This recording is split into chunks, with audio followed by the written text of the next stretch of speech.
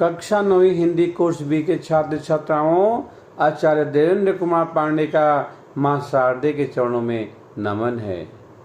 आज आप सबके समक्ष संचयन भाग 1 के अंतर्गत गिल्लू नामक कहानी का संक्षिप्त परिचय देने जा रहा हूँ। यह पाठ रेखाचित्र शैली में रचा गया है। रेखाचित्र का मतलब जब इस पाठ को पढ़ते हैं तो लगता है कि हमारे सामने पिक्चर चल रही है।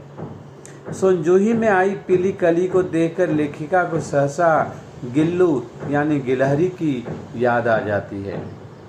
लेखिका ने एक दिन देखा कि गमले की दीवार की संधि में गिलहरी का एक छोटा सा बच्चा गिरा पड़ा है। 2 कौवों ने उसे घायल कर दिया था।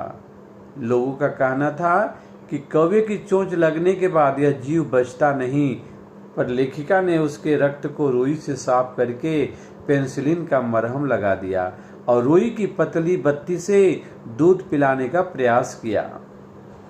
3-4 महीने में उसमें चमक आ गई। लेखिका ने उसका नाम ही गिल्लू रख दिया। फूल रखने की हल्की डालिया में रुई बिछाकर उसे तार से खिड़की पर लटका दिया। गिल्लू 2 वर्ष तक उसी घर में रहा। वह स्वयं हिलाकर झूलता रहता था। जब लेखिका लिखने बैठती थी तब गिल्लू उसके पैर तक आकर सर से पर्दे तक चढ़ जाता था, फिर तेजी से उतरता। वह तब तक चढ़ता उतरता रहता था जब तक लेखिका उसे उठा नहीं लेती। कभी कभी लेखिका उसे लिफाफे में रख देती थी। भूख लगने पर वह चिक चिक करके सूचना देता था। काजू या बिस्किट मिल जाने पर उन्हें पंजों से पकड़कर कुतरने लग जाता था। फिर गिल्लू के जीवन का प्रथम बसंत आया। गिल्लू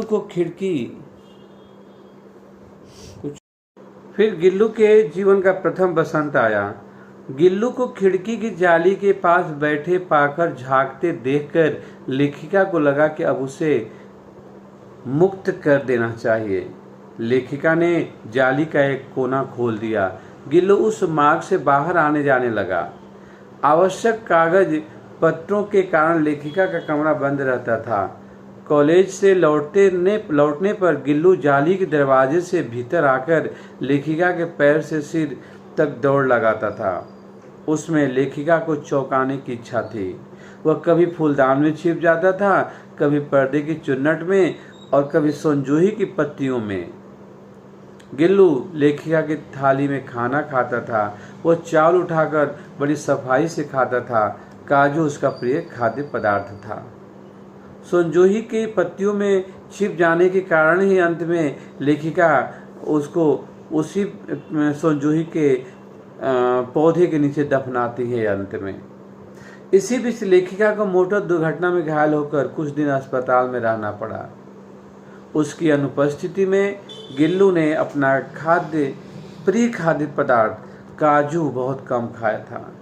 बीमारी में वो लेखिका के तकिए के सिरहाने बैठकर अपने नन्हे नन्हे पंजों से उसके सिर के बाल हौले हौले सहलाता था। उसका हटना एक परिचारिका के हटने के समान लगता था। गर्मियों में जब लेखिका दोपहर में काम करती थी तो गिल्लू न बाहर जाता न अपने झूले में बैठता। उसने गर्मी से बचने का एक नया उपाय खोज लिया था। कभी कभी वह सुराही पर लेट जाता था। इस प्रकार वह ठंडक में रहता था। गिलहरियों के जीवन का काल 2 वर्ष से अधिक नहीं होता। अतः गिल्लू के जीवन का अंत भी आ गया दोस्तों।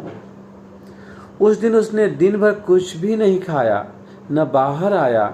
रात में अंत की घड़ी में भी वह अपने झूले से उतरकर लेखिका के बिस्तर पर आया और हाथ से चिपक गया।